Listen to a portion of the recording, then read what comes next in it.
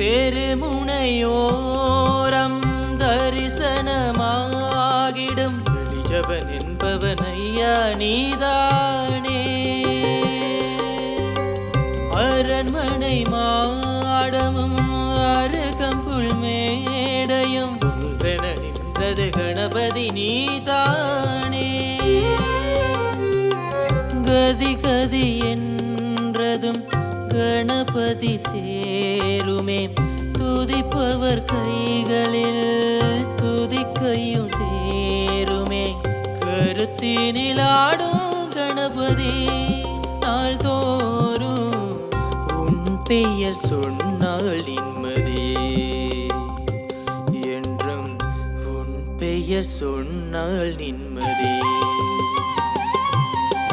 தந்தம் ஒரு தந்தம் கண்டோம், தந்தது சிவலிங்கம் என்றும் ஏகதந்தம் எங்கள் சொந்தமே.